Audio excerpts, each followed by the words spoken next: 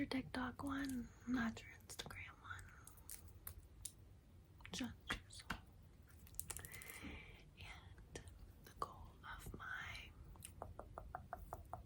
ASMR playlist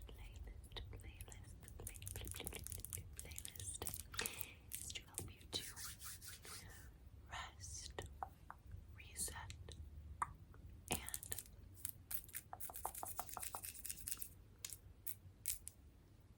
connect.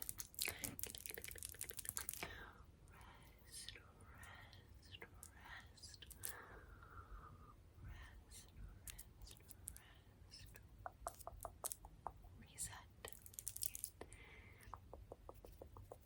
Connect with yourself, with others in this community, with me. I hope this channel is a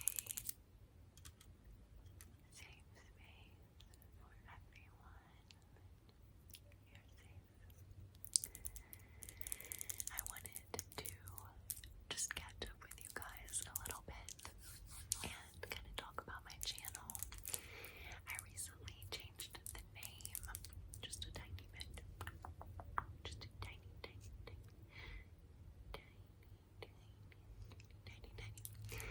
change.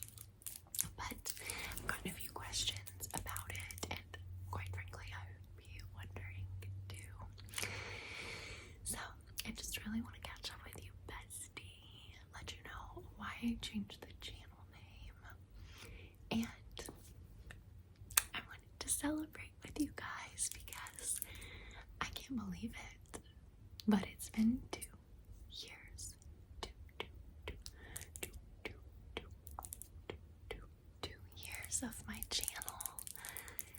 So happy 2 years. Happy 2 years. Happy 2 years to what was initially named Millennial Marriage. Millennial Marriage.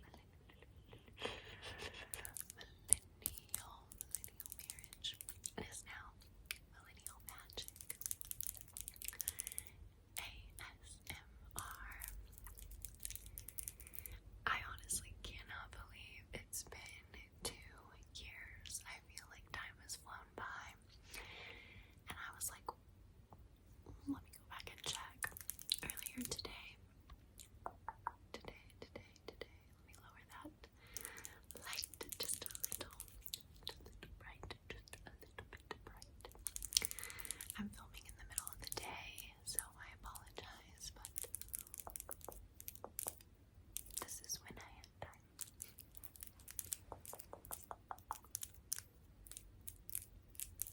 But yeah, I went and I sorted the drop down to oldest videos on my channel, and I was so surprised. My first video, which was a vlog in February 2020, was over 2 years ago now. Like 2 years and a month. 2 years and a month. But I just wanted to thank you guys for 2 years of being here. And whether you've been here 2 years or not, just thank you for being here and hanging out with me, being my friend, supporting me. This channel would be nothing without you guys, so I really appreciate you. And I just love you guys. Thank you for all the comments and like supporting me, and to the my fellow ASMR artists who have shouted out my channel to help me grow.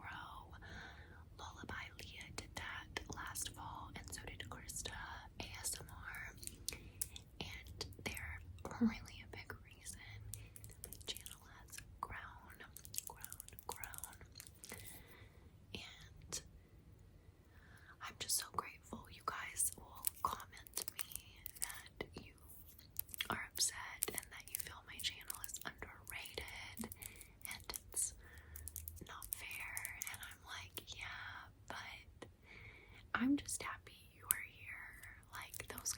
mean the world to me, and I'm very, very happy that you are here. That's all that matters to me. I do dream that someday I could leave the legal world and truly say goodbye to the stress and the 50 to 70 hour work weeks that come with being an attorney, and just create content. That would be my ultimate dream. But I think that everything happens in the time that it is meant for you, and that's when it'll happen. So yeah, that would be the dream. I actually started my blog on Instagram, and it was called Blush and Bourbon. Blush and Bourbon blog. That was my handle on IG. And before that, it was called Weddings and Wanderlust.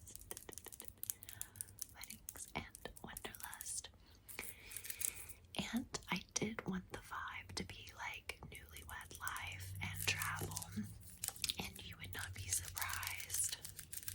Well, maybe you would be. I don't fucking know. I guess looking back, I'm like, yeah, that was stupid. Why did I do that? But I just thought it was like a catchy, cool name nobody else had thought of. Weddings and Wanderlust.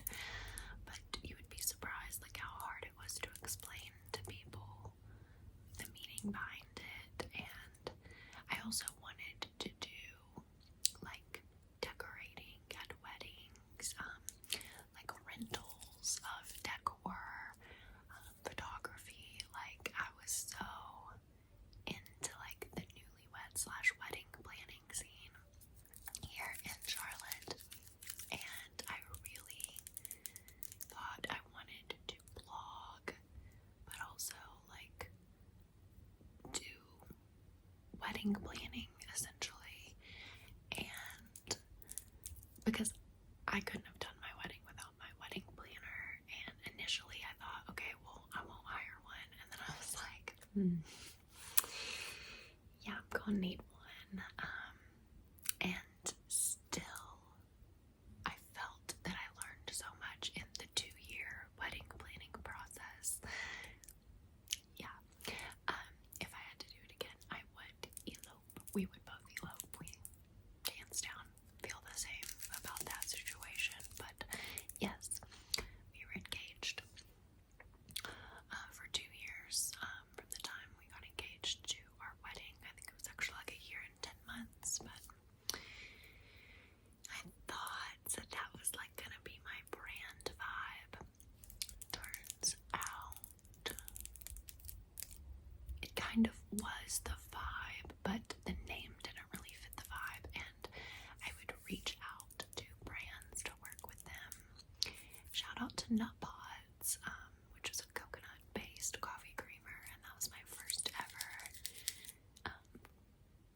collaboration that I did, and I'll never forget them, and I still buy their products to this day. Nut Pods. It's really creamy, non-dairy alternative to half and half. Oh, it's so buttery. Okay, anyway, I need coffee. So, I decided to change my blog name to Blush and Bourbon Blog. Blush and Bourbon Blog. For several reasons, because I still felt like that identified with me and Thomas as a couple. Like, we used to joke around when we would post or like show up at events we were invited to, and I would be like, he's the blush, I'm the bourbon. I thought that was hilarious. Let me tell you, sis. He's the blush, I'm the bourbon. Anyway, but it also was like a representation of myself, like both sides of myself, because I do feel like I'm like a bad bitch, obviously. What am I saying? Okay, we've calmed down a bit, and what I'm saying is, like, I am very much like girly, but also I guess you would call it masculine, but I love to wear like this look just as much as I would love to wear like baggy jeans and a red and black flannel. Oh my god, the epitome of fashion, honestly, to me. I'm not joking. I love all of it, like I identify with all of it. So I got blush and bourbon for 2017 was a really good way to describe that. Yeah. I have since changed my Instagram handle a few months ago to Millennial Magic 888888888.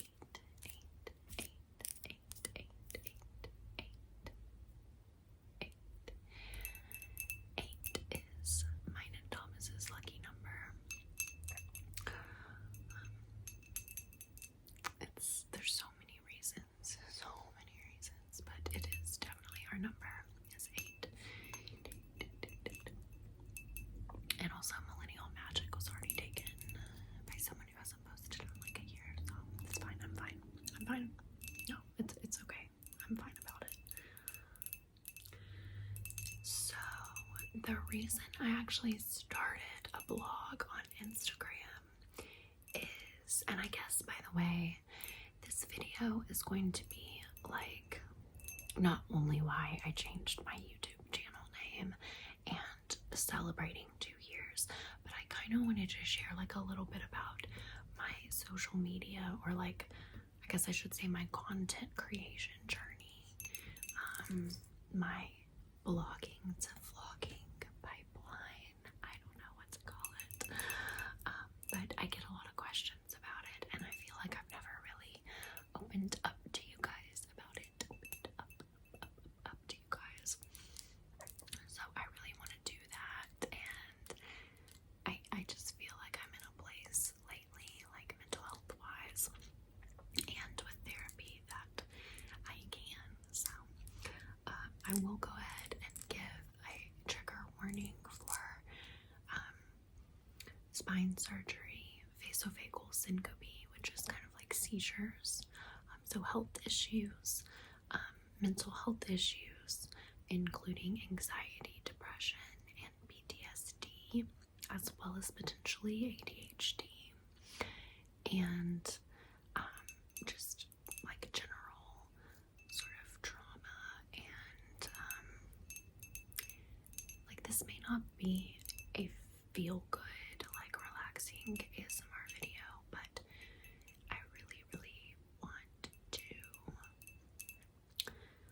just share a little bit more about myself with you guys, and yeah,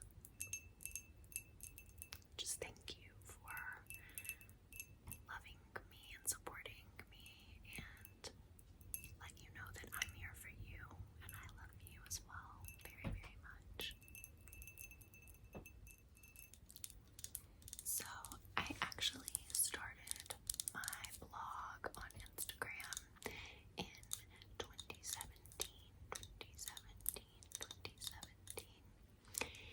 and I did that because it was already my Instagram page, but I basically like changed the name one day and was like, here I am, world.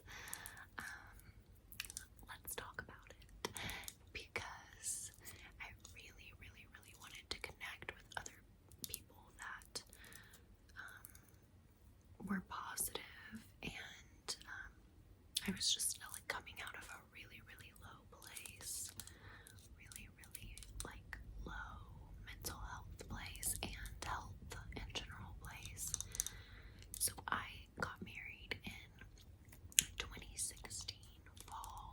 2016, fall 2016, I married Thomas, and shortly after, in about November it was pretty much like we got back from our honeymoon, and I started having pretty bad lower back pain like I'd never had before, and I just didn't know what was going on.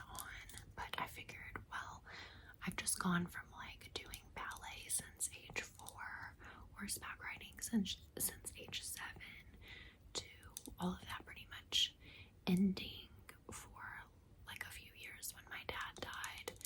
And then I did actually start taking ballet again. My college offered ballet classes, so I took every ballet class that they offered, and eventually, after the spine surgery, got certified in Pilates and bar.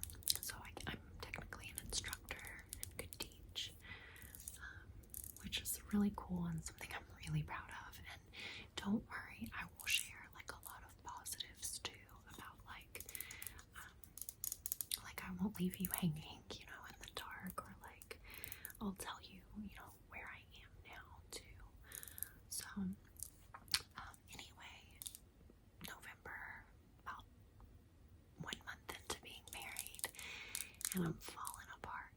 Okay, like at first we're making jokes, right? Like, are you gonna take me back to the dealership, baby? And he's like, maybe, like, you didn't tell me about any of this. And we were like joking, because we didn't know how serious it was. Also, there wasn't a lot that we could do. We got married at age 26, and I know you're like, oh my god, that's ancient. Bitch, our brains just fully formed at age 25 the year before. No, ma'am. It's very, very young. Let's, as a society, let's reframe the way we think and talk about age. Because if you think about it, like, I'm 32, for example, and I'm about to do that whole thing at least two more times. My whole 32 years I've lived, like, I was just thinking about this last night. I can literally decide that today is the first day of the rest of my life. And like, let's start from day one. I will be so grateful and so lucky, and I hope I manifest that I get to do it another 32 years, and then another 32 years, and then a few more years, and then cryogenically freeze me. I don't know. No. But it's really not. It's like a third of your life. If that, at age 25, 26, and it's not old. Stop saying that shit. It's really just actually now. I would prefer now to my mid-20s. I would like to stay here in the early 30s, because everything is still wild and like painful and weird, but you're used to it. It's not as bewildering as the mid-20s were, and we really went through it, as you'll hear. So, lower back pain. Nobody, like, me and Thomas don't know anything other than to like go schedule a general appointment with my GP, my general practitioner, or just general doctor, and see what's going on. And I just kept being told it was sciatica. Everywhere I went, my general doctor, the company wellness clinic Walgreens, walk-in clinic, everywhere. Like my mom, WebMD, everything I was looking up was like prolonged, sharp lower back pain is sciatica, aka a symptom caused by stress or pain or some sort of stress to your sciatic nerve, which is your nerve that runs all the way down your back, all the way down your butt cheek, all the way down the back of your leg, honey, all the way down that calf muscle, all the way down that ankle, and all the way under your heel and through the bottom of your foot. Yes, she is not to be fucked with, the sciatic nerve. So that's what I kept being told. It's sciatica. It will go away. It will go away. It will go away. But it just kept getting worse and worse and worse. So it gets to be about December. I'm still in a lot of pain. I'm still just waiting for it to get better and progressively losing my quality of life. When this first happened, I couldn't, like, put my socks on, and so Thomas was like helping me put my socks and shoes on, or I would like have to like moan in pain to put my socks on, or like sit on the bed and like lift my leg up or something. Like I couldn't stand up and bend down and touch my toes and put my sock on. So towards December to early January, I started like really having to like limp, and Thomas was having to help me put my jeans on. Well, it just kept getting worse, and I would cry through the night or just scream out in pain, and it got to the point that he had to help me go to the bathroom and shower, which is just really painful for me and is still just a memory that triggers me pretty badly, because it is never, ever, ever what I thought would be my situation at age 26 as a newlywed. Like, it just is not what happens in the movies, and it was never, ever the plan for me, in my mind. And he did. I mean, he's a champ, like, without hesitation, and I would do the same for him. I really would. And it's just almost for a while there, I won't get too into it because I just can't without crying, and I don't want to. Like, look at my makeup. We're not gonna cry. It just broke me, in a spiritual or like womanly way, which I hate. But it really made me feel like, is all the magic gone? Like, is he ever going to see me the same way again? Like, it was just a lot to come at me. And guys, like, I just have to say, I had a friend of a friend that her house burned down. Her and her husband's new home that they had just purchased burned down on their wedding night while they were at their wedding reception. So I just share that because life as a newlywed, you never know, because it's not like the world is like turning around you and your wedding and like, okay, well, Elle and Tom are newlyweds now, so like, let's send them all this good stuff their way. It's just life keeps happening,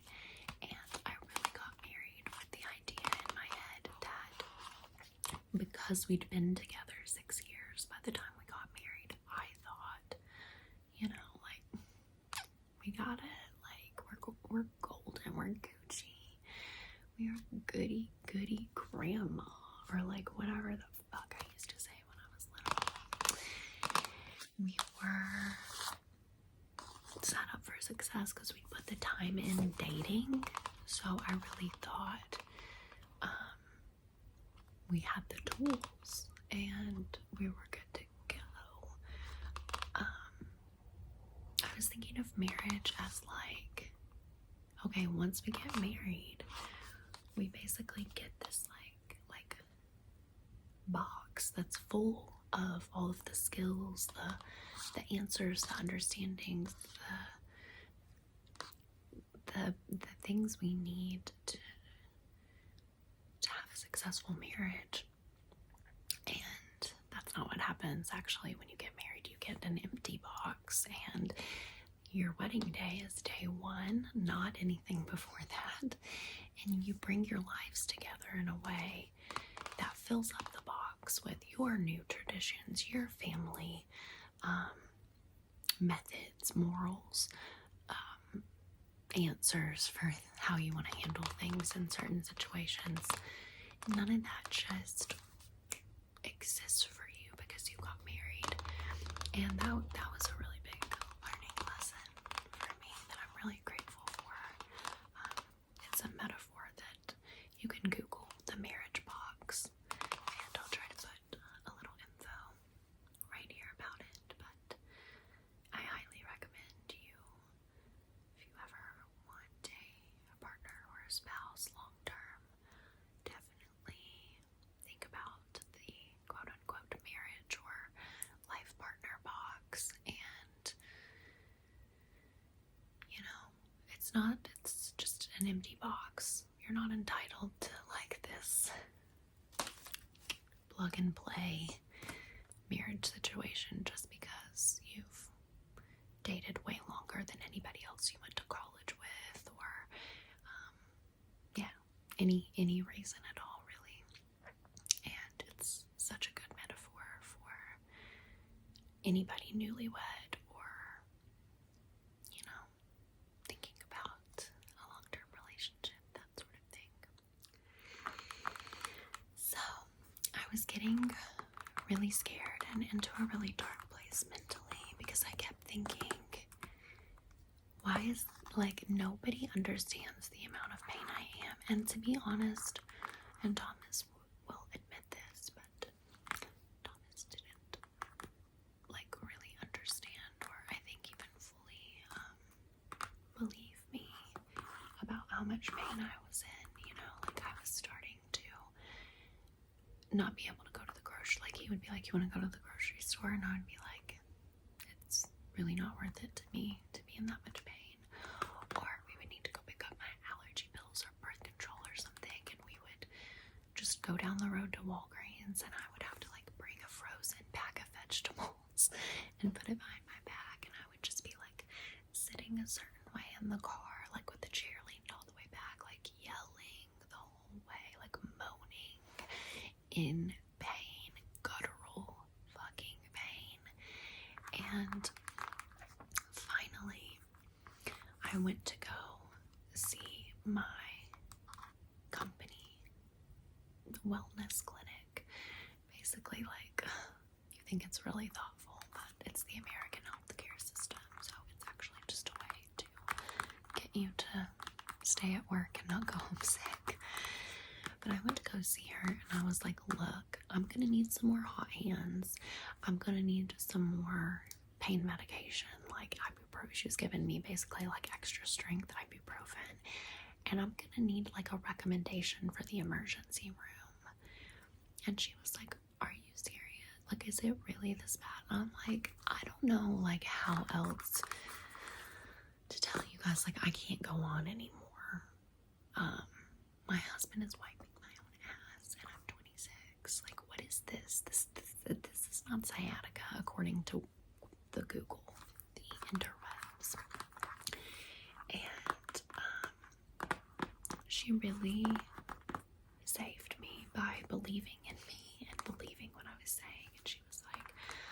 all right, I'm calling my colleague over at Ortho Carolina Spine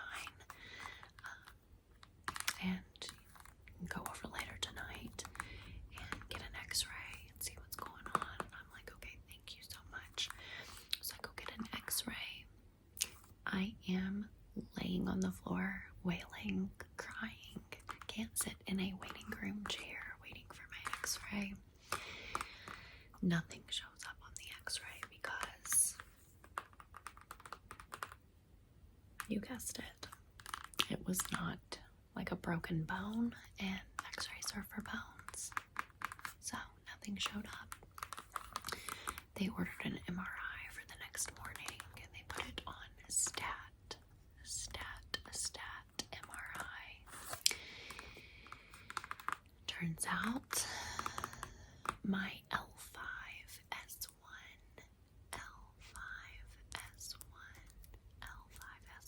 vertebrae had slipped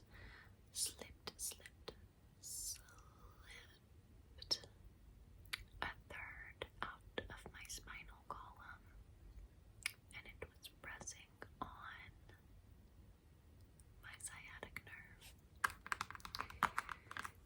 So not thinking sciatica, to say the least. At that point, they scheduled a stat emergency spine surgery of the L5S1, otherwise known as a microdiscectomy,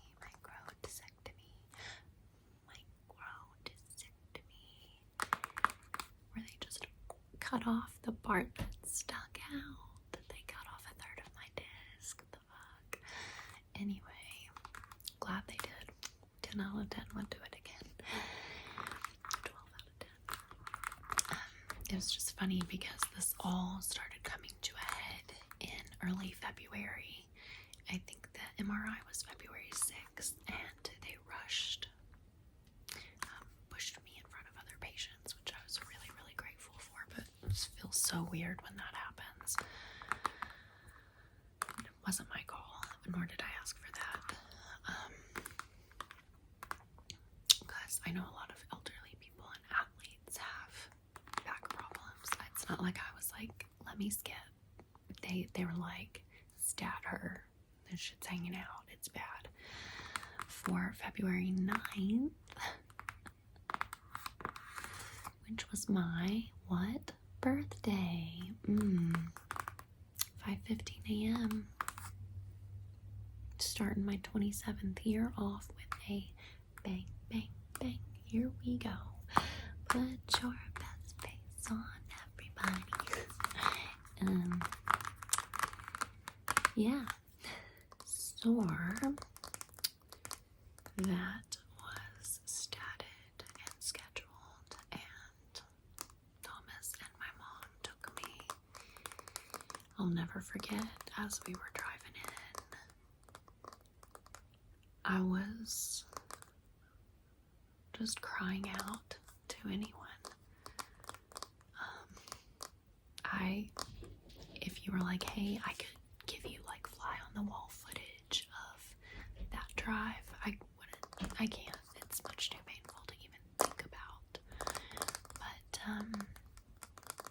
yeah, it's like a blackout of me just screaming for the surgeon, screaming for my dad, screaming to anyone in the universe to please, please, please take the pain away, make it stop. I can't live like this anymore. I want to die. And I can get more into this in another video.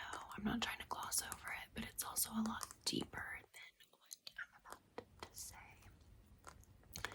But when my dad died when I was 17,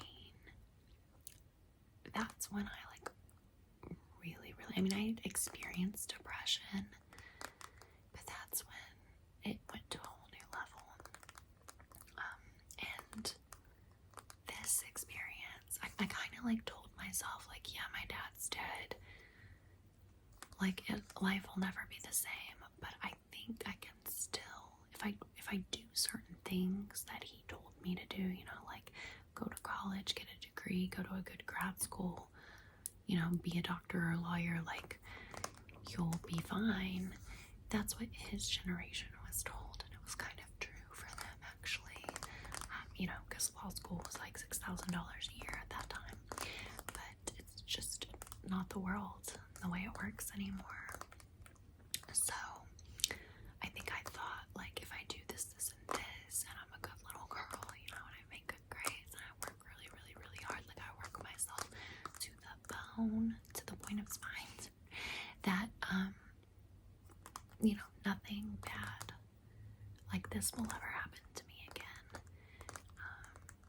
I won't lose anything else, or, you know, I'll be okay despite it or something, and that's just not how things work. But also, the spine surgery sent me into like a whole new sunken place, and like really dark, depressed place. I did not want to be alive, and it was just a combination of the pain, the months of the doctor's appointments, and like not being listened to. And yeah, it makes me really sad to say that, because I hate that. I felt that way,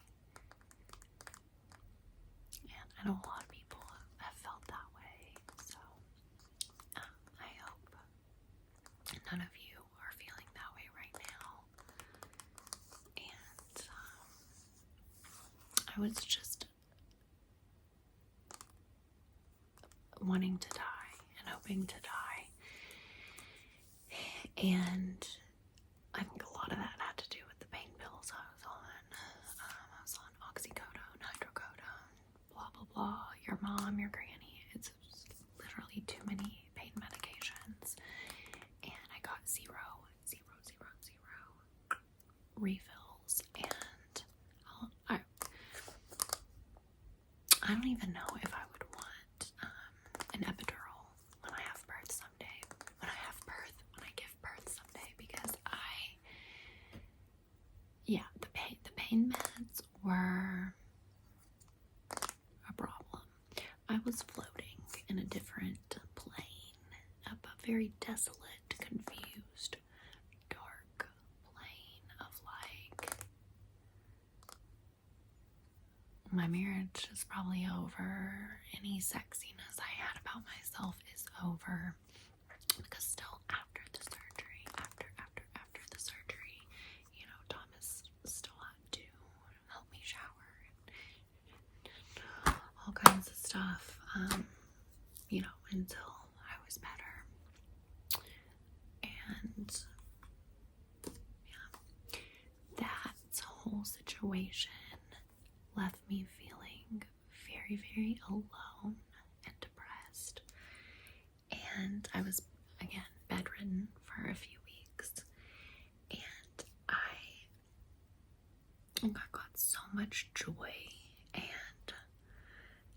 feelings of comfort from people's Instagram posts. Like whether it was a motivational quote or an outfit, you know, just an outfit idea, just a new brand that they were sharing.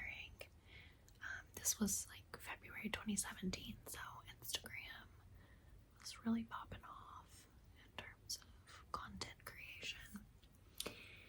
And I thought, you know,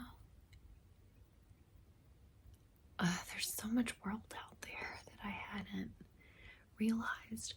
And if you're like, oh, what were you, like new to Instagram or something? Yeah, kind of, because to be honest with you, all through law school and bar study, I really wasn't online that much. I would literally I had the Kardashians apps. I only had Chloe, Kim, and Courtney and Kylie. Fuck Kendall. And then eventually I deleted Courtney's because I was like, is she ever gonna post on here again? But yeah, like I would keep up with the Kardashians through their apps. Do you remember that? what was happening? I would keep up with them through their apps, and actually, let me do like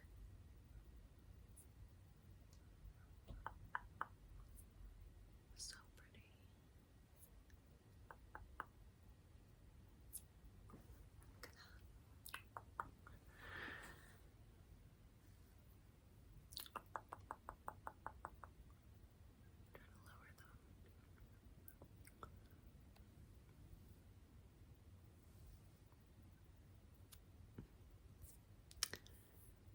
That is so pretty.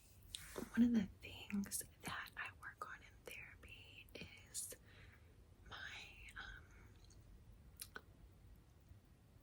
my relationship with my mom and some of the things that she like instilled in me.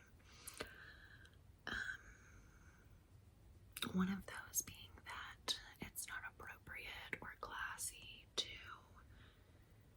share your health problems on the internet. I think it's like something from her generation, but it's just really weird to me. And I never understood it, but I always tried to respect it. And through the process, as I'm sure you can imagine, of the spine surgery and like, just feeling really alone, I decided I'm not gonna live like that anymore. And if I want to connect with people on the internet to feel less alone, that's exactly what I'm gonna do.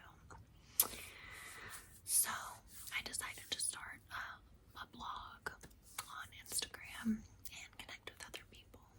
Now, it went through a couple name changes, as we talked about, and it was such a form of joy and like a place where I could focus on body positivity and remind other people, to love themselves and to speak kindly to themselves in their heads, and like all of these things I was starting to try to put into place myself and practice myself. It was basically me pulling myself up out of the sunken place of my spine surgery and really trying to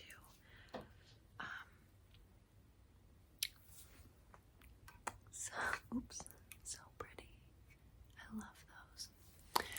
Really trying to connect with other people and like fall back in love with life again and with myself again, because I'd really gone to a place of like self-hate and hating my body instead of being so grateful of what it went through and overcame. So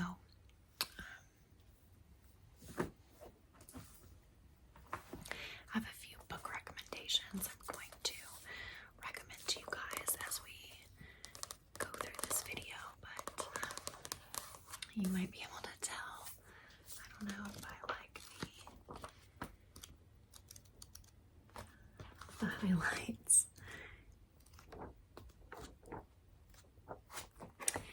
This book saved my life. It really did.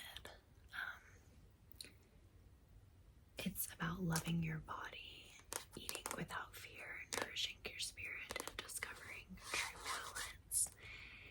And when I picked up this book, I don't even remember where I saw it, probably Instagram, but it talks about giving your emotions the right to exist, losing judgment and reactivity, giving up judgment of the unknown, how to take aim in your life and really love yourself. And if you want to do a book club or like a book club with any of these books, just comment down below and let me know which ones, and we can do like a weekly reading of the book and make our way through it. But this book really encouraged me to journal, and so this is my journal from when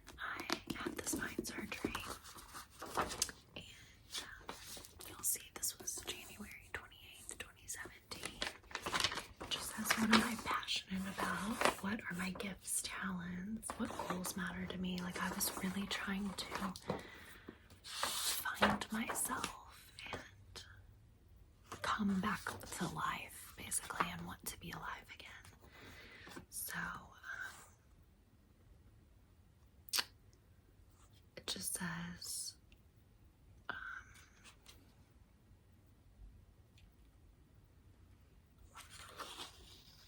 some of it's pretty sad, but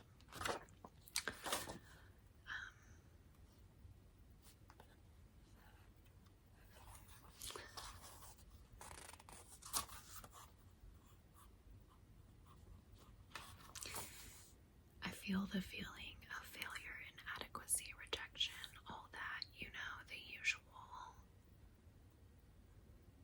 I am so sad at the fact that my husband and I spend most of our days working while our dogs spend most of their lives sitting around waiting for us to come home from work. Like, thanks, Instagram, kill me. Jesus.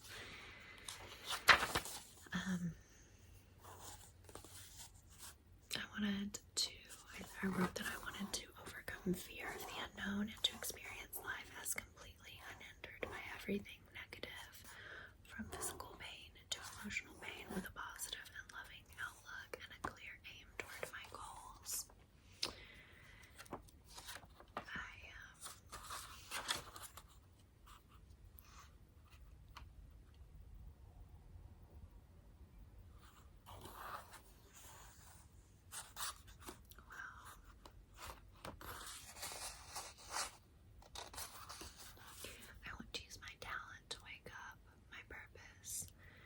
Share my talents with the world.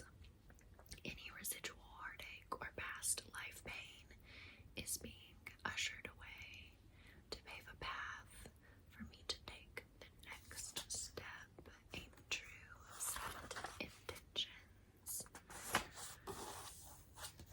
And this is from February 1st, the ultimate love your body no matter what challenge.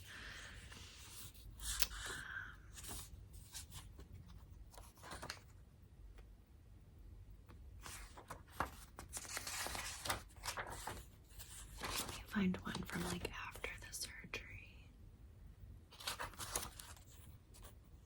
I just like have to give myself some love because here on February 5th I'm like waiting for surgery and I'm like quoting the book, by the way. This is not like an original quote, but I was like, you are perfect, you are beautiful, you are not your body.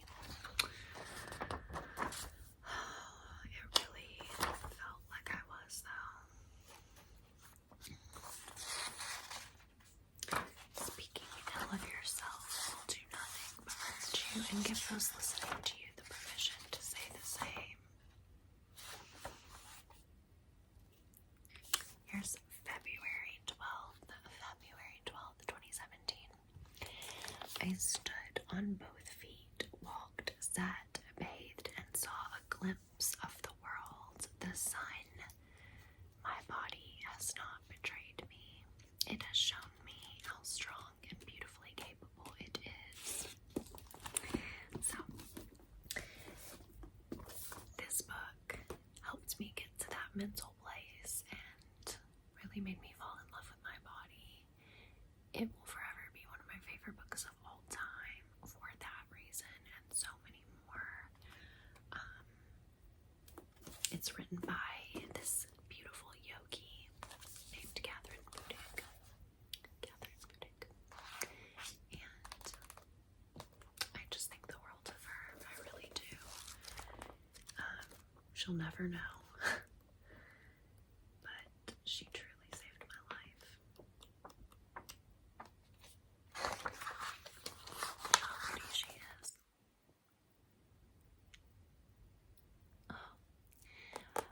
A lot happened after the spine surgery. Honestly, I recovered in a couple of months and went on that summer actually to get certified in Pilates and bar. I attended a bar class that April or May that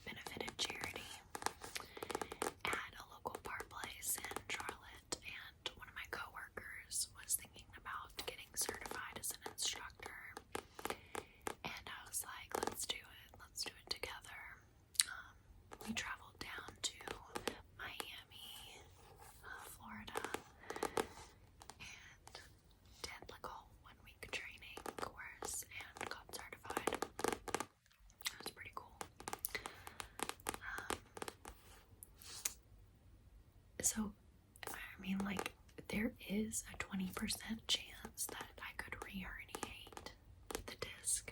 The disc could go back out of the spinal column again, but I got this, you know, like, I'm not gonna let that happen. I think I was in a really unhealthy place physically at the time of my wedding. I was coming out of bar study where I'd been like sitting 12 to 15 hours a day. I'm not exaggerating. I'm obsessive about making good grades and passing exams and tests. So the bar exam, yeah, I studied 12 to 15 hours a day. There was going to be no L1 situation where there was any risk of me not passing. Like, I wanted to slay it away, and I did. But I mean, I'll never know. I passed. I don't know, like, the score, and I don't care. But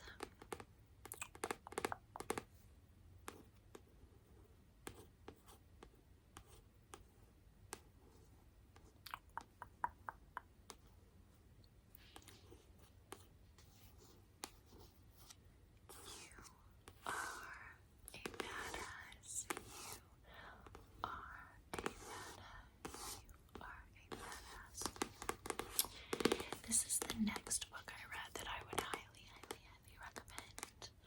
I actually saw Ariana Grande carrying it around in a paparazzi photo in early 2018.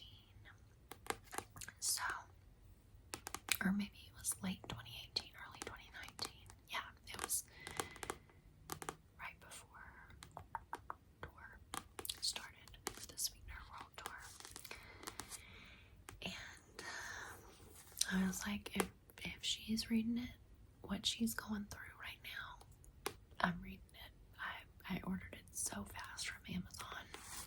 I read it in 3 days at the beach with my mom and Thomas and some of my aunts, aka like my mom's friends. They're not really her sisters, but like her best friends. And yeah, I love this book more than life. Highly recommend it. It is incredible. You are a badass.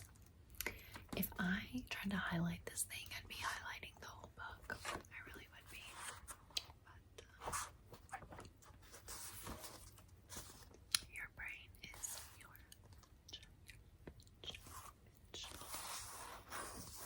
Is your bitch. But so I started blogging, connecting with people, trying to get brand deals and collaborations, which I did. I like really immersed myself into that world, made a lot of mistakes, had a lot of successes, partnered with Aerie for their Christmas tour when they came to Charlotte. So I've contracted and been paid by Aerie. I mean, like, really cool things came out of that. But also a lot of mental health issues, really. And before I knew it, I was finding myself to be very, very anxious and still depressed. Like, it wasn't fixing the depression to get invited to all these local events, and like there was like so many fun things happening where Thomas and I were like being invited to come try a private meal somewhere on the restaurant in exchange for like posting about it and like all this stuff that was like honestly running us ragged. We were doing this type of stuff after work when we were exhausted. And it was just a lot. Like, it really was. It was really, really fun, but I wasn't doing as good of a job at picking or choosing what made sense for us there's just so much comparison, so much FOMO, so many opportunities for anxiety and depression and comparison and body dysmorphia and like all of this stuff that I had already dealt with since being a kid was just, I thought I was gonna like step into this space and it was gonna make me feel the way I'd felt when I was like bedridden and foggy on Codone. And I felt like I was showing up as my authentic self to like give the best of myself, and I was actually, like, in hindsight, I go back and I look at the size of my posts and like how much of my heart I was really truly sharing, and I really did wear my heart on my sleeve and like want to make people's days and lives better, and it just was not really like growing or translating the way I wanted it to. I think I have around like 17,000 followers on Instagram right now, and a lot of that is from like hosting giveaways with other influencers in the area, like us all posting about it at like 8 p.m. on a Wednesday, and like us each contributing $100 to like actually give somebody a $1,000 Amazon gift card. Like, that was my real hard-earned money that I was paying to people to be in giveaways to try to like grow my Instagram and thereby get more opportunities and like be able to pick and choose a little bit more. But it was just like a rat race, really like exhausting, and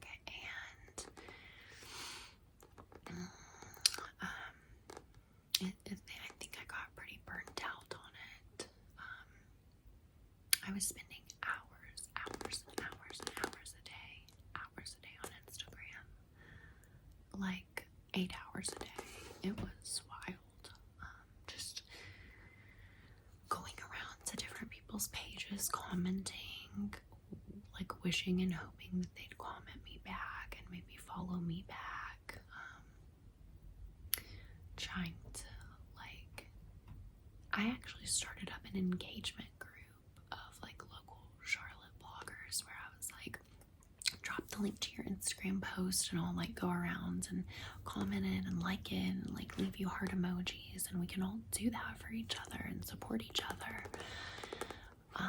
But it just, I wasn't like growing in a way that I wanted to, that would allow me to make it my full-time job and leave the legal world. Then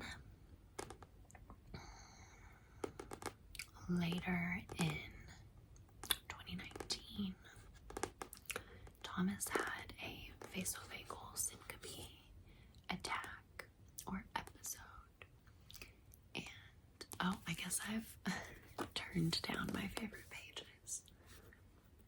I thought I hadn't like marked anything, but I guess I just didn't have a highlighter at the beach. We've got lots of page turn downs over here. But Thomas's attack was absolutely terrifying.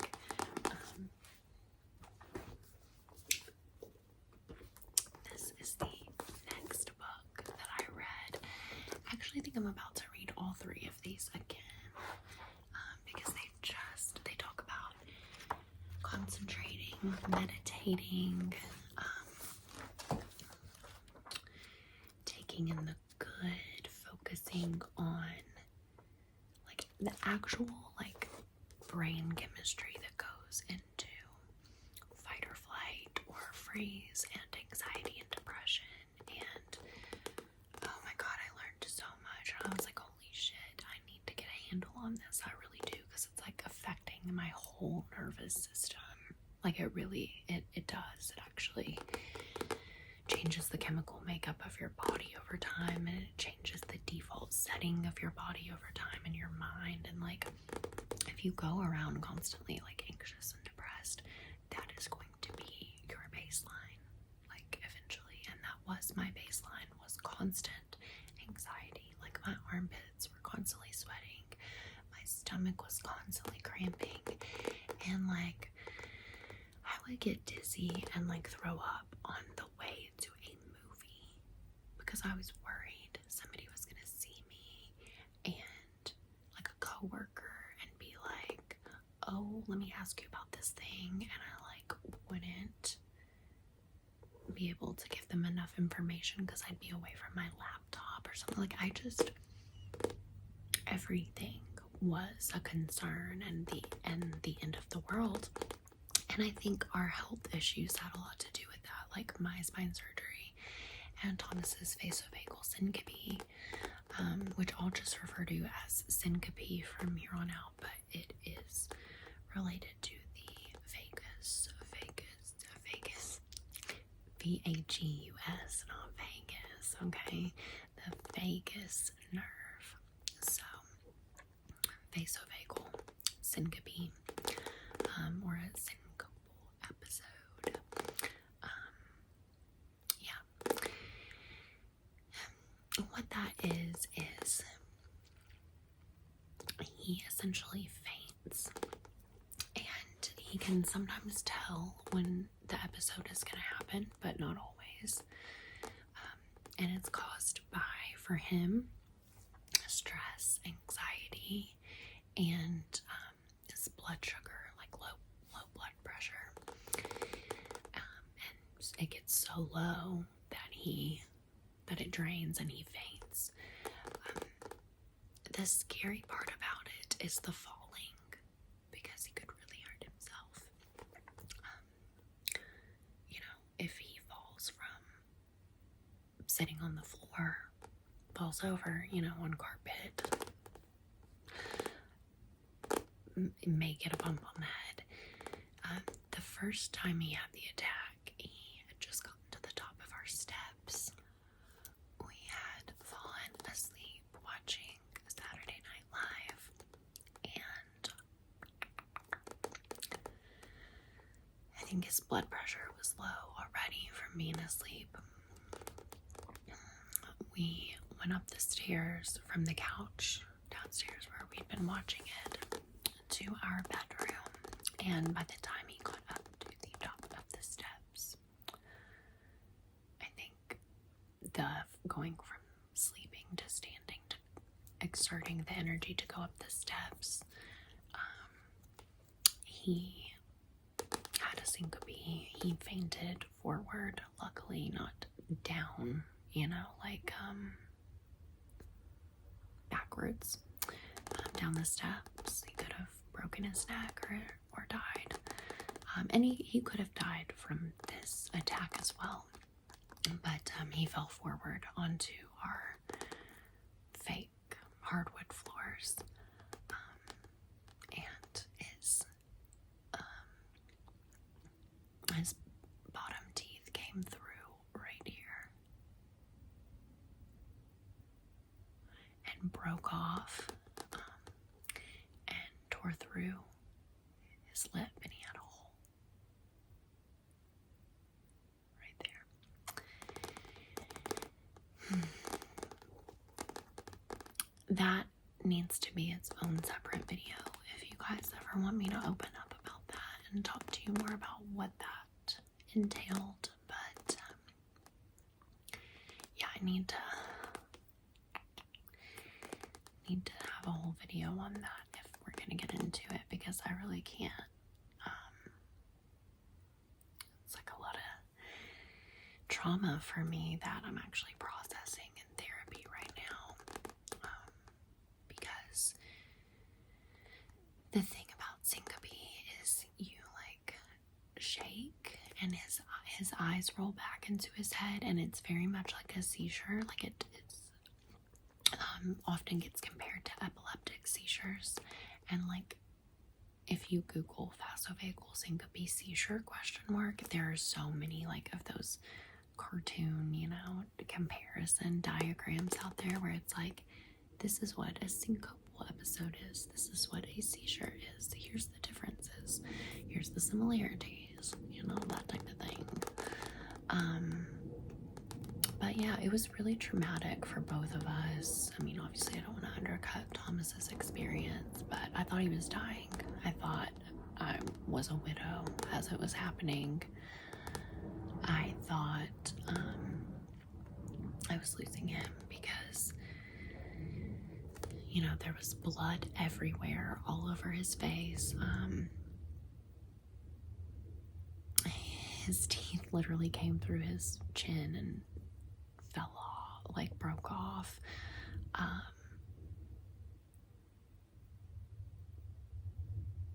It's an image that is so traumatic for me, guys, that if I think about it and like envision it and talk about it too long, I do start to have a panicked trauma response.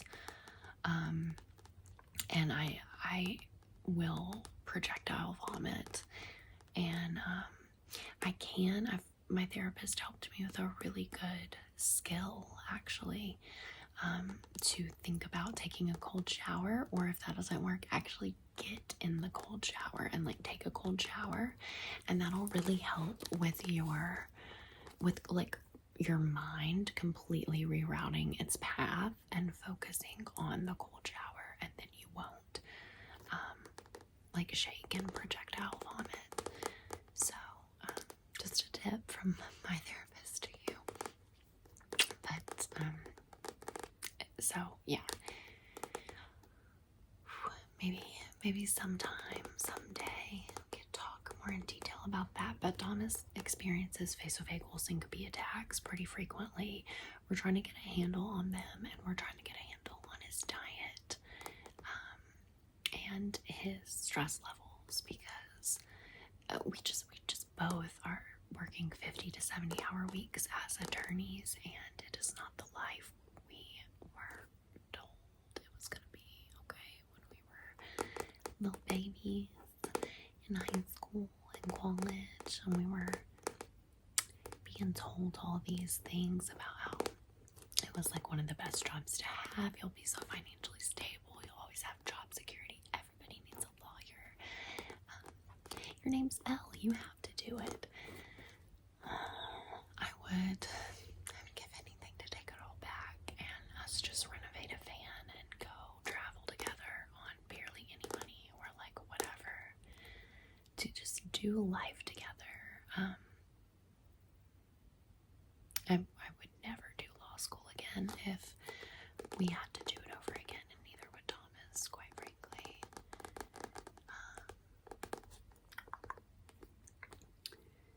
This book is a little bit less like you're a baddie, aim true, and more like the science behind it, which is why I would recommend reading Aim True and You Are a Badass first, and then Buddha's Brain, Happiness, Love, and Wisdom.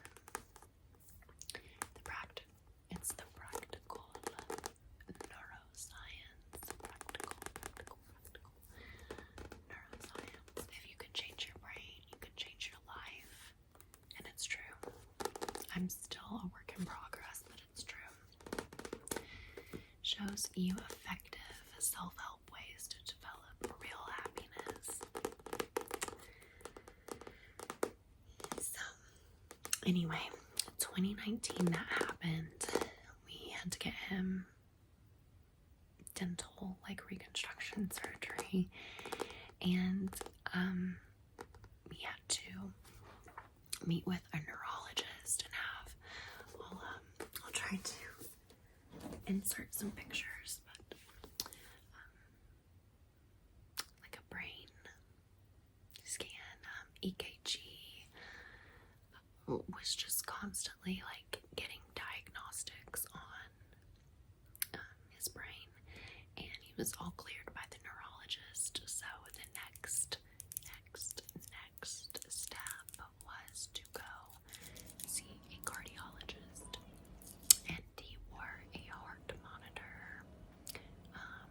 Let's see, the appointments happened into late 2019. He also had a second attack while we were in the middle of discussing all of this, and the different appointments take time to like get in and be seen. So in those weeks he had another one, and then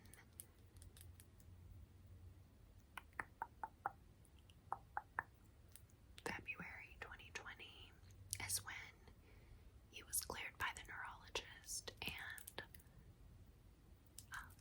was assigned a cardiologist and started wearing a heart monitor. Heart monitor. Like a permanent one, I guess you would say, but he had to unvelcro it. It was like Velcro to his chest, and the Velcro patches were like glue that's safe for your skin or something. So it was like he would pop it off, like Velcro it off to shower, but other than that he had to wear it 24 hours a day, including while he slept. They were reading his heart, reading the reports at no bond, and the hospital, and eventually approved him to take it off and send it back in late April 2020. And that was really the beginning of the pandemic. I had gotten pretty inconsistent with Instagram at that point, just from everything we were dealing with, and really wanting to focus on him, his health, my health, and both of our mental health, and starting to feel like, okay, this engagement group for boosting everybody's posts and like helping each other out, like, is anybody really doing the work I'm doing? No, it's not worth it.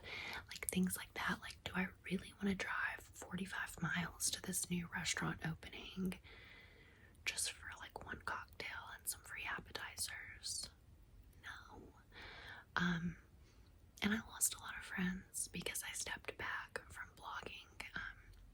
Actually would have girls DM me and be like, hey girl, sorry I had to unfollow you on IG, you're just not active enough for me. Like, literally, like, and I would cry. I really would. I would sob and be like, what did I ever do to her? Like, I would really, that's a real thing that happened, by the way, in the middle of me posting about Thomas's health appointments. Literally.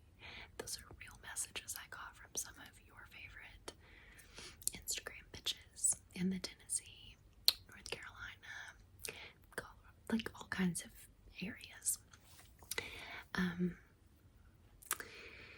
Story time. We could do like a whole ASMR chit-chatting story time about horrible experiences with mean girls, essentially, in the blogging community. But anyway,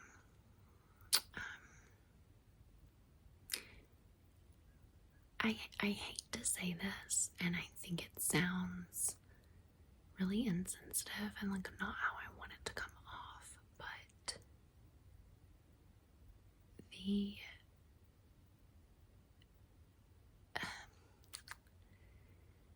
Panera bread that happened, the Pandemi Lovato,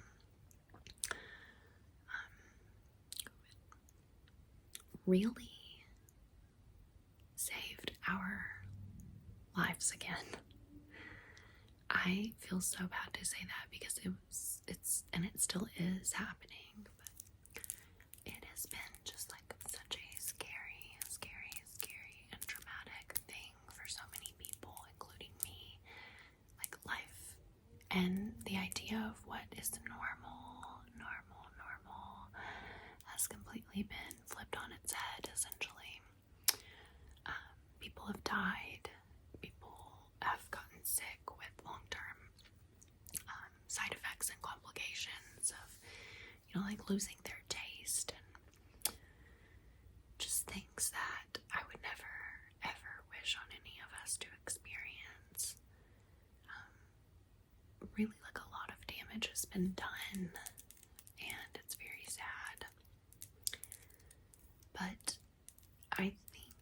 the fact that the world was forced to pause and that Thomas and I finally got to be home and finally got the quiet and the space to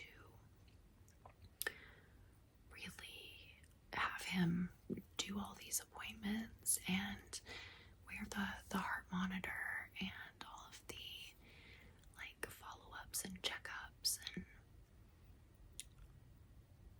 and actually March 2020 is when we found our therapist and got into therapy. I will say honestly to you guys that ASMR and therapy and the pandemic, stay-at-home orders happening, saved my life a second time. And I truly feel like I'm getting to the place and I'm getting to be the person, the woman, the L version of myself that I don't think there's gonna be a next time that I'll be saying that like I was like the lowest I've ever been and XYZ saved my life. Like I think, you know, the spine surgery and then like Thomas's health problems and then my mental health and like basically the health and trauma, financial trauma that we experienced as newlyweds. Yeah. I didn't really care about my birthday in 2020 and it was wonderful and anyone who was there made it magical. And I wore this wig, actually, I ordered it for my 30th birthday, which was February 9th, 2020. And, but yeah, I didn't really care if I woke up that day, which is very, very sad. But I really had gotten to a place where I was like, I hope somebody hits me, like hits the shit out of me on the highway. I hope I don't wake up. I would go like days without drinking water and like not like intentionally not really taking care of myself and not paying attention and like just irresponsible, really unfair things to do to other people, especially like the driving one. Like I was just in a very, very low place mentally.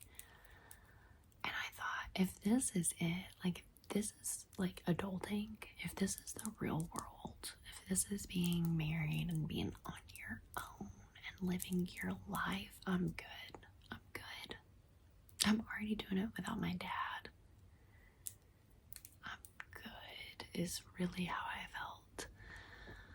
Like I don't want to be here to see what's next because it's nothing good and I really can't take another bad thing is really how I felt. I'm just sharing that because those are valid and real feelings and I'm here for you. I need you. I love you and I'm glad you're here. What if like the very next thing is a good thing? That's where I am now mentally, like, but what people don't understand is it takes a lot of strength and a lot of experience that you just may not necessarily have when you're depressed, to feel that way and to actually believe that and see that. I understand what it feels like to be at your lowest, and I understand and have experienced slowly but surely being pulled out of that by myself and others, and it is possible. Easier said than done, right? Like it's possible, but it can feel like it's not at all. Like that's an absurd statement. Like, that's disgusting for you to even say or believe. Like, don't be silly. Don't be a dumbass. But it is. It's possible. And I'm here to help you focus on your soul aesthetic and see that. Yeah, I feel like such a see you next Thursday to be like, the world's slowing down and the stay-at-home orders and the pandemic happening basically saved my life. But that is really what gave us the time to get all these appointments done, get some answers, focus on our health, and then get therapists and go through the process of finding somebody that was taking on clients and that accepted our health insurance and getting therapists. And in late summer 2020, I was diagnosed with PTSD from an abusive relationship that I was in college right before I met Thomas. And also a story for another video, like its own video. If you wanted to know about that, I'm happy to share that. That is a trauma that I feel like I've processed. And yeah, I would be happy to talk to you about that and what I've learned from that. I did go through an abusive relationship and a revenge porn experience with a very, very toxic man in college. And I'm proud to say I survived that, and I'm thriving from that. But therapy has and ASMR have saved my life. The pandemic, like, it was kind of like a perfect storm. I started watching ASMR in early 2020, and at first it was just kind of like, I can only watch a few seconds of this. I don't really know what's going on, and it was a little bit overstimulating, actually, which is just tells you what a frazzled, fearful place I was in. But yeah, it was like a culmination of things. So grateful for the ASMR community. And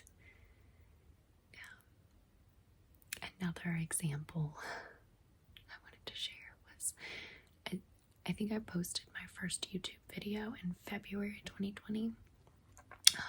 I was trying to document our life together, and instead of just posting a picture on Instagram, I was like, I want to take some video clips and edit them together and really I don't know, capture and encapsulate and sort of monument our lives together, because I didn't know what was going to happen. We didn't know at the time that we were going through all the neurology and cardiology and all of the appointments. We didn't know it was vasovagal syncope caused by stress and diet and blood pressure. We didn't know that. We found that out at the end, but we didn't know at the time. So I really thought I don't even know what's gonna happen, how much time we have, and I just wanted to capture our love.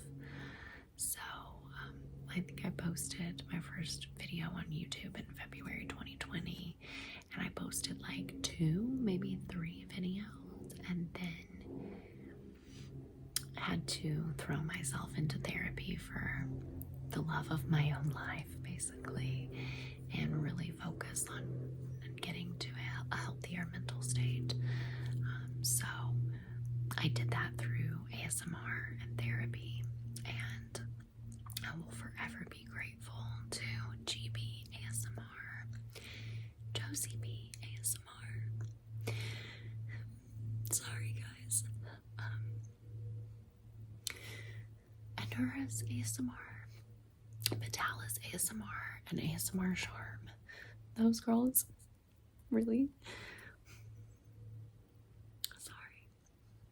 They really saved my life. And Grace and Bethany and Lonnie are 3 fucking therapists. Yes, I have 3. But Grace and Lonnie help me and Thomas with marriage therapy, and Grace helps me with like individual issues, and Bethany helps me with EMDR therapy, which is eye movement desensitization. Wait. Yeah, desensitization. Something. I'll link it down below, but it's how you process PTSD, and it's actually such a cool experience because it really does work. But I follow her eye movement, or her hands. My eyes follow her little bunny rabbit hands back and forth, and it takes months and months and can take years to process trauma. But so some of my traumas I've processed, and some I haven't finished processing yet, but I'm working on it in EMDR, PTSD therapy.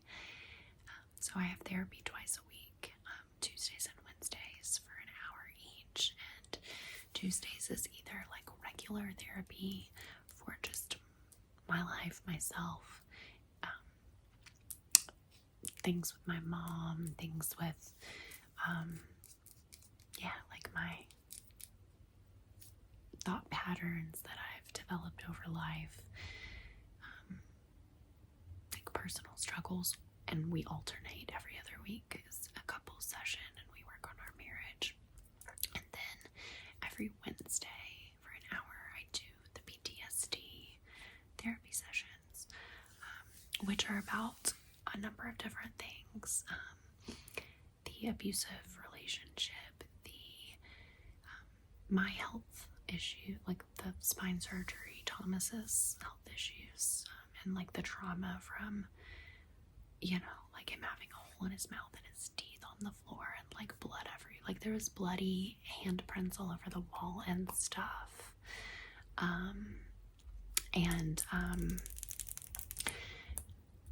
Like my grief about my dad, and like all of the limiting beliefs, like there's a lot of things that can happen to you. I just want you to know that can be traumatic, that can lead to PTSD. It's not just for soldiers or veterans or people in the military, and while they do very much experience PTSD, it's something I grew up thinking is that that's only for like a person who's seen war or like been involved in a terrorist attack, essentially, and that's just not the case. It couldn't be farther from the truth, and I wanted you to know that in case you don't. It's something I didn't know before therapy, and that's one thing that has like been so comforting about therapy, you guys, is it really validates your emotions. It really is, or you learn something. It's not like you're paying somebody to just say yes, that's valid no matter what. But that's one thing I've really enjoyed, is when my emotions are validated, or to just have somebody be like, wow, you've been working from home together 700 days, and you guys are like killing it. Like, good on you for not having killed each other. It's kind of like, oh, well, yeah, I guess a lot of people did get divorced in the past 2 years, and it's really not easy to be at home together every day, although it's what we've always wanted, and it's nice. I'm talking about the times when you're like not allowed to, like the mall was closed for months, okay? Like nothing was open and it wasn't safe to go anywhere. I'm talking about those days.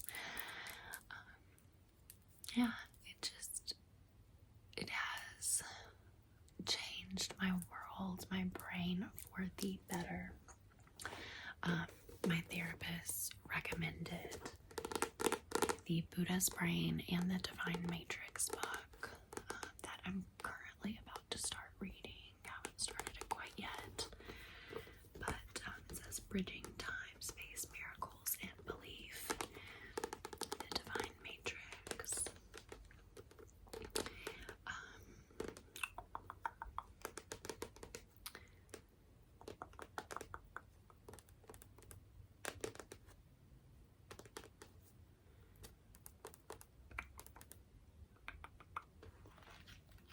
Let's see if I can give you guys an idea. You're gonna think I'm like a conspiracy theorist. I'm not saying we live in a matrix, but I'm not saying that.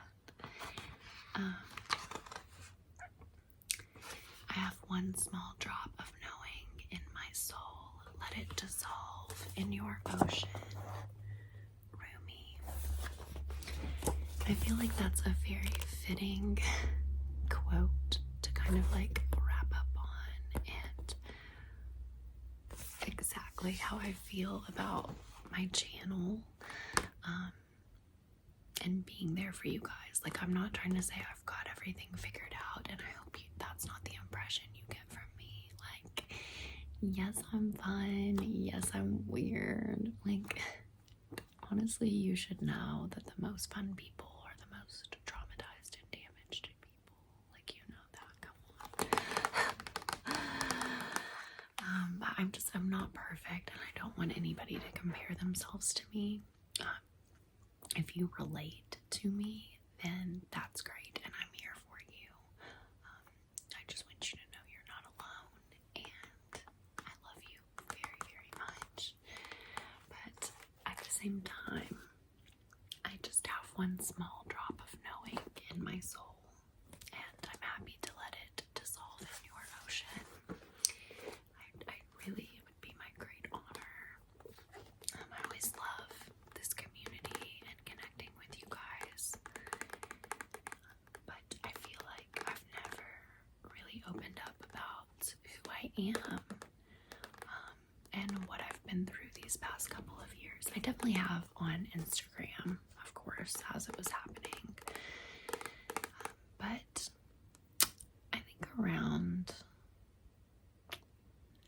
like, I took a break most of 2021 to focus on educating myself about racism in America, and to really like become the best ally possible to Black people because of everything that happened in the past couple of years. But at the same time,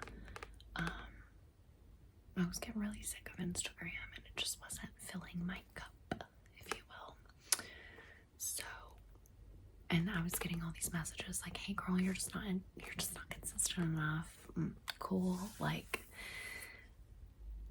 I don't know, my husband looked like Iron Man / I don't know, like science fiction guy with the things all in his brain and stuff. And you know, I'm getting the DMs that are like, "Hey bitch, you're really not liking my posts enough for my pleasure, so I've unfollowed.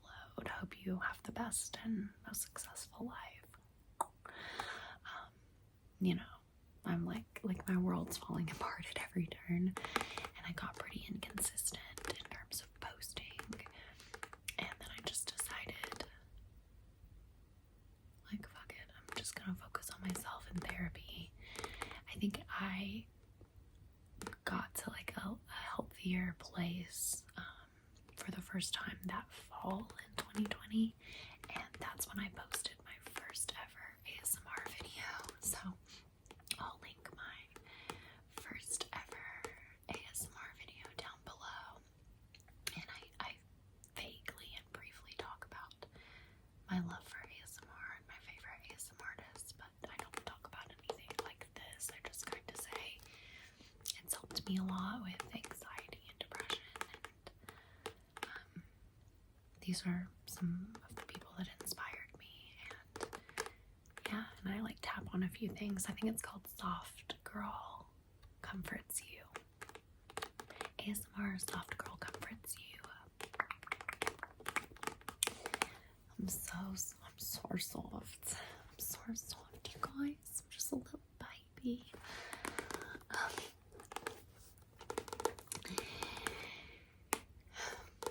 It's been a while, 2 years. I basically started doing ASMR in fall 2020 and then stopped posting on Instagram in early 2021. And I was like, this shit is really not serving my mental health. See ya. And I have to say too, I've gotten so many comments and DMs that have made me want to come back to Instagram, and I really do need to come back and get more consistent because I'm actually missing DMs from my fellow ASMR artists that are like inviting me to do videos, collabs with them. I got invited to do that St. Patrick's Day collab, and I totally missed it because I was like trying to protect my mental health and be off Instagram. Missed out on a really cool opportunity there, but I get so many cool DMs like that from my ASMR artist girls. And then my blog viewers, subscribers will occasionally be like, hey, are you coming back? I miss you so much. I hope you're doing well. I'm thinking of you. People I went to college with, like some of my sorority sisters. So I did just want to shout them out and say that it like makes my day and like literally makes me like click the plus button, and I'm like, I want to post. I miss everybody. Like I really do, and it's so sweet to be thought of and have somebody like want to make sure you're okay. But I just needed the time away to heal from a lot of the like comparison and like bad, just sad feelings it caused over time. And I'm just so grateful for the ASMR community and to be in the ASMR community. It is truly the best on YouTube, in the world, in the galaxy. And I love everybody in it. Sometimes I'm disappointed in myself, I'm not gonna lie, because I did think that I ought to have like 10 to 20,000 viewers at this point after like posting consistently for like a year and a few months. The ASMR content anyway. I didn't post anything on YouTube from like about May to fall 2020, but I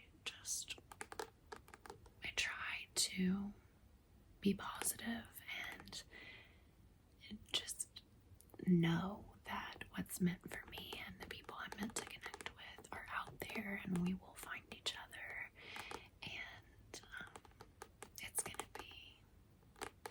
gonna be more than what I'm imagining, you know.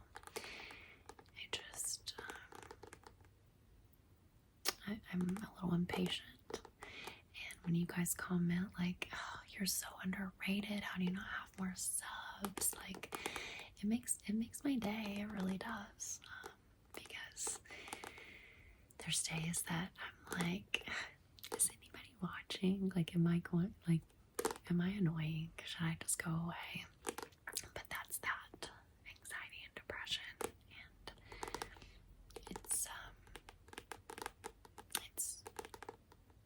just the negative self-talk, the intrusive thoughts coming in, and I have to remind myself of those comments that you guys leave. Like, no, people are happy to be here. They're patiently waiting for more people to come join our family as well, and I'm really grateful for the 1,800 people in our community, in our family. I love you guys so much, and I do appreciate every single one of you. You are enough. I don't feel like I'm underrated. I feel like I'm so happy you're here, and I don't need anybody else to be here. You know, you're enough and I love you. But it's very, very sweet that you say that. And sometimes I'm like, yeah, I am. And my time is coming. I really do believe that. And I really do believe that I'm meant to connect with other people and serve other people by, what was it? Dropping my knowing into your ocean. Wait, what? Is that? It's like almost sexual. Dropping my knowing into your ocean.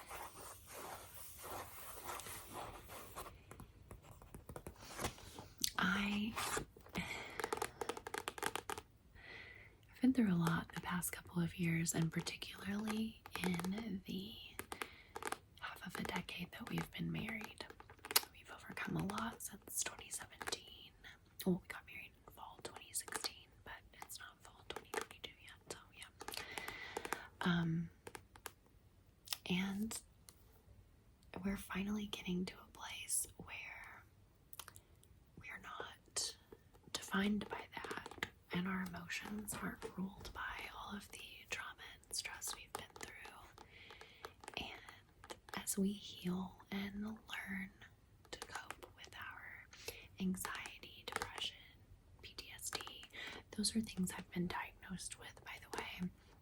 I have not been diagnosed with ADHD, but I did want to let you guys know I got a lot of comments in the past 2 months that how easily I get distracted, or stop and talk about something else, or stop and trace something. Just that my ADHD is really comforting to you guys. Sorry, my neighbor just rang the doorbell, so what were we talking about? ADHD.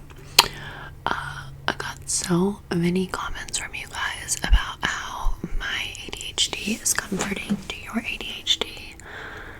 That was really such a trip for me as a 32-year-old who's never been diagnosed with ADHD, or thought that I had that in my life.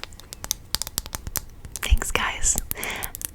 I've got enough of the PTSD, all the letters, the anxiety, depression. I've got plenty. I'm kidding. I really appreciate you guys. I thought maybe some of you were onto something, and I told my therapist, well, one of them, and two of them actually, and one of the two was like,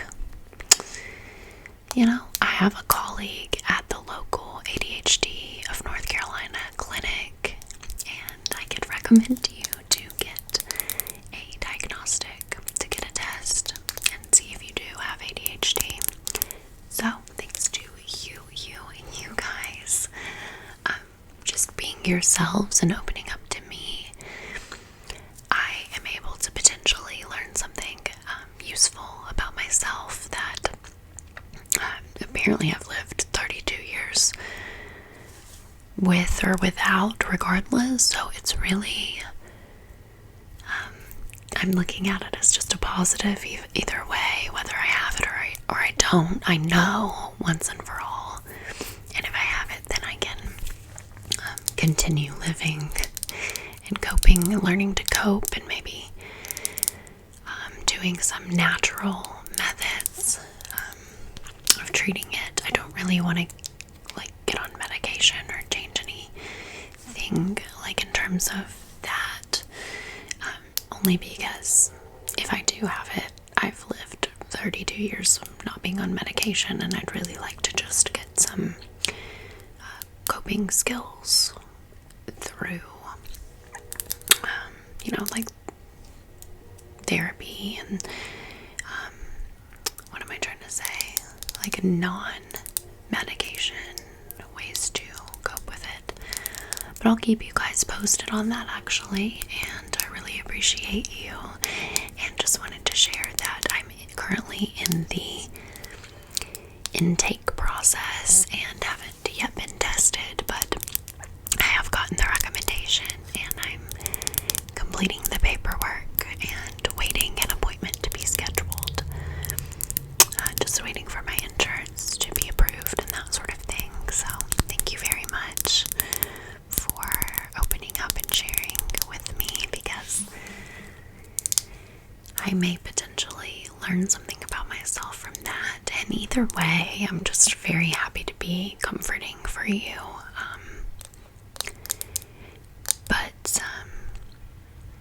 Yeah, Thomas thinks you guys are onto something. He's like, dude, you'll be in the middle of a sentence and see like a sequin backpack on the other side of Target, and you will just take off, like you just middle of a word. And I'm like, yeah, but it's shiny. And he's like, I think you might have ADHD. I don't know, but I'll keep you guys posted, and I really appreciate you. I figured since so many of you are so open about yourselves, I owe it to you to be open about myself and who I am and what goes on in here. A lot. But I wouldn't have it any other way, I suppose. I am on a journey, essentially, of retraining my brain from like perfectionism from childhood. My parents were very much like, getting all A's makes us proud. We're not proud of you either way. Like, we love you either way, but we're not proud of you either way. So I deal with burnout, overachieving, intrusive thoughts.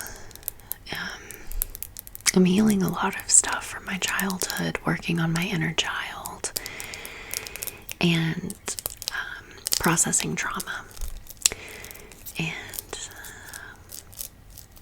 ASMR helps me so much with coping with that stuff and being comforted and feeling less alone.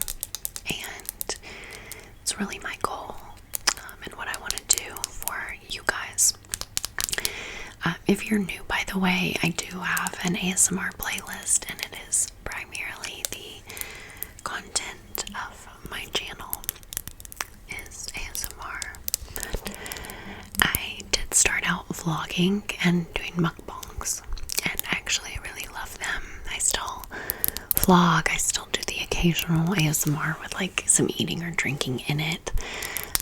I do have a true crime playlist with 4 videos that I spend altogether about 2 weeks researching and editing and putting together each video. And then I have a ponytail playlist, if you will, because I stan the queen. Stan Miss Ponytail herself.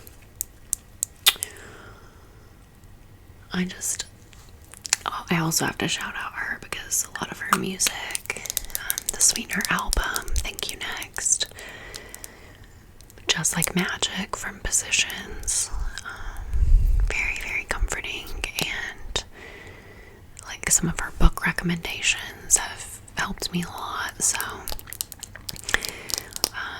that's the reason. I mean, so many artists have, but I relate to her a lot with some things that she's been through, and yeah, it's kind of a random ass weird niche channel, I guess, if you think about it. I'm a millennial, and yeah, I basically changed from millennial marriage to millennial magic because Thomas is in some of my videos. He's in the vlogs. We love to vlog together. He's in a few ASMR videos here and there, but I think thought, like, of the big picture or something. Like, I thought he was going to be in the videos more right now, or like that the channel would be more about marriage advice and like what we've learned since like all of the health issues and like overcoming them together and like getting to the place that we're in with therapy. But honestly, the more like my channel went on and developed, it just didn't make sense or feel right, because we're not marriage experts by any means, and this isn't a channel purely about my marriage. It's more of a channel about my magic and me. A millennial, the coolest besides Gen Z generation out there. So the more you know. Zach's super short show or whatever. Did you guys ever remember that? It was like, now you know, Zach's super short show on Nickelodeon or Disney or something. Anyway, video's over. I'm tired just from talking about all of this, and now I get to go edit it and look at my fucking face and do it all over again. But I want to try to get this up to you guys actually tonight, the 31st, even if it's late. And I know it'll be a long one, but my mom broke her leg yesterday, broke her tibia. She has surgery next Tuesday, so I'm going to be going to Tennessee, where I'm from, for a few days, if not a week or the better part of a week, to really take care of her and to see her through the surgery. So, it's kind of my first time ever having something like that happen with my mom. At this stage in life, right? Like, I mean, she definitely got hurt when I was little. Hurt her ankle pretty bad and cut her pinky pretty bad. Like all these other, things, but I was never the one responsible for taking care of her. So, I don't know how consistently I'll be able to post next week. I do have a few videos pre-filmed, but I'm just excited to hit 2,000 with you guys soon, and I just wanted to really kind of celebrate the fact that it's been 2 years. We're about to hit 2,000, and the best is truly yet to come, bitch. And this is me. This is not a thought behind those eyes, I bet you thought. And you were almost right. Not a single positive thought behind those eyes for a very long time. But we're working on it. Okay? I love you guys very, very much. This is Cherry Slush by Elf, by the way. And the Pacifica palette was the Animal Spirit. I hope you're doing so well. I really appreciate you. If you're still here, get a life. Get in, loser. We're going shopping. I'm worried for no kidding. If you're still here, thank you for your time, for holding space for me. Heavy things we talked about today. I did the nails you guys voted the most on, and I was kind of glad that we all voted for the periwinkle ones this time, because I must save the blue and purple Krista nails for like Easter or the beach at the end of May. Tom and I are going to the beach with my mom and his dad. Don't know what that's gonna look like now that my mom has broken her tibia, but I just wanted to thank you guys for all your comments of the picture I posted of her and me on my community tab. I don't think a lot of people see my community posts, but you guys blew that one up and left many sweet comments for my mama Linda, and I really appreciate you. I'm going to show